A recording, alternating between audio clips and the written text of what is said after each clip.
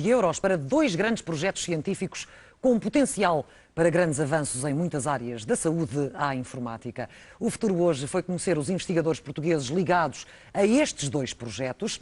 Na próxima semana iremos mostrar o projeto sobre o cérebro humano.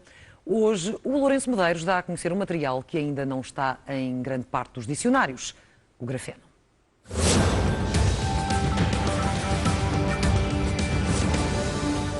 É uma aposta como talvez nunca tivesse sido feita. 1.000 milhões de euros, mais do que isso, destinados ao longo de 10 anos para o estudo de um material, o grafeno, que pode mudar muito na nossa sociedade, desde a estrutura de pontes, a cobertura dos edifícios, os telemóveis que usamos, e há cientistas da Universidade do Porto e da Universidade do Minho envolvidos em todo este projeto. Coisas assim, coisas aparentemente impossíveis surgem frequentemente na internet. Este iPad de fantasia é um dos últimos conceitos, objetos que parecem reais, mas ainda não funcionam. Foram apenas idealizados e desenhados. Este até é feito por um designer português, Ricardo Afonso, e correu o mundo. São ideias com fundamento. Uma das maiores potencialidades do grafeno é a eletrónica transparente. Alguns conceitos mais antigos parecem menos realistas e mostram ecrãs que mudam de forma, capazes de se adaptarem às nossas necessidades do momento. Telefones que mudam de tamanho para servirem de ecrã ou ficarem comodamente no pulso à espera da próxima chamada.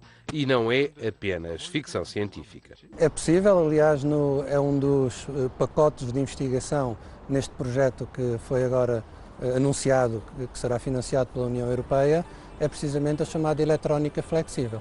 Portanto, há um conjunto de pacotes e um deles é a investigação nessa área de papel eletrónico, chamemos-lhe assim, em que a pessoa pode ler o jornal e pode ter o seu cartão multibanco e o seu telefone móvel, tudo integrado numa...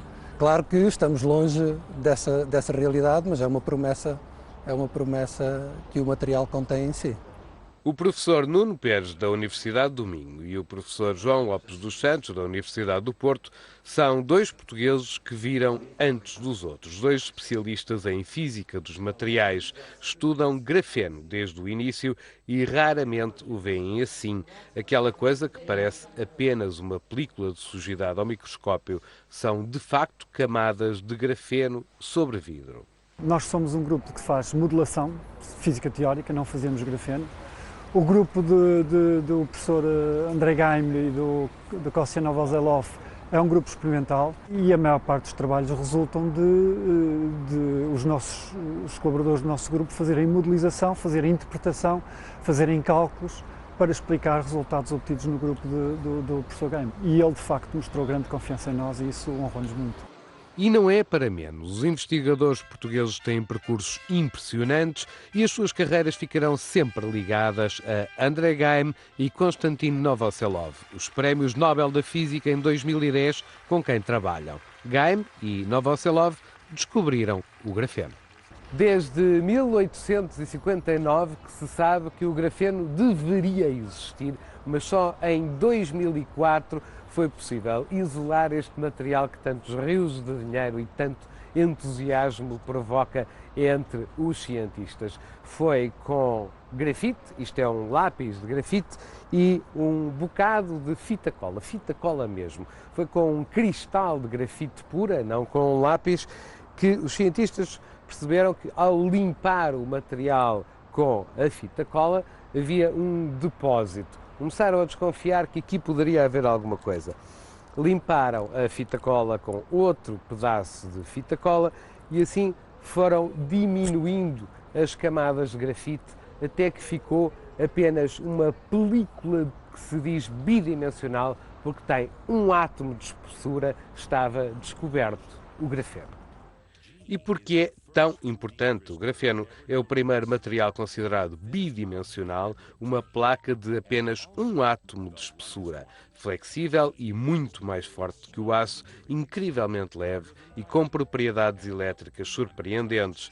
Ligado com outras matérias, permite quase escolher as propriedades do produto final, construir estruturas atómicas à medida das necessidades e da imaginação. A Comissão Europeia tem interesse em que os eventuais proventos económicos da exploração desta tecnologia não estejam completamente deslocados dos países europeus. E, portanto, a Europa fez agora este investimento e há muitos outros países que estão a fazer investimentos vultuosos, em países e empresas, investimentos vultuosos em investigação e tecnologia de grafeno. Muitas destas promessas elas já foram realizadas em laboratório, em experiências chamadas de demonstração de princípio, ou seja, mostrando que aquele tipo de efeito realmente existe. Depois, o próximo passo é o da transposição dessa tecnologia para a indústria e depois, finalmente, para a comercialização de produtos. Demonstrar as propriedades será o papel de outros investigadores, como os que nos mostraram o grafeno no Centro de Lasers e Óptica Quântica da Universidade do Porto. Terão cada vez mais oportunidades de explorar esta película que vai além do que estamos habituados a conhecer. Para já, o grafeno só se vende em verdadeiros supermercados para cientistas como este. A indústria, empresas como a Nokia ou a Samsung, estão a inventar processos para fazer bom e barato o que hoje é caro e difícil. E quando se fala em produtos, é quase como falar de ficção científica. Além dos tais telemóveis, o grafeno pode ter implicações na saúde, na arquitetura, na produção e armazenamento de energia, nos computadores. Não é apenas um material, pode ser uma nova era com objetos e possibilidades que ainda nem sonhamos. É uma das esperanças dos cientistas para resolver o problema dos carros elétricos. Neste momento, um carro elétrico, não destes, dos outros, tem que ficar a noite inteira a carregar para ter uma autonomia de cerca de 80 ou 100 km. Os cientistas esperam poder criar baterias mais leves que possam carregar um veículo do futuro no tempo de tomar um café. Obviamente, para quem trabalha no grafeno, ver a importância desta área reconhecida pela Comissão Europeia é um motivo de grande satisfação. Para lhe ser franco, eu só consegui até hoje um projeto aprovado pela Fundação para a Ciência e Tecnologia. Todos os outros projetos que submetemos não conseguimos que fossem financiados. Agora tirará a conclusão que achar oportuna.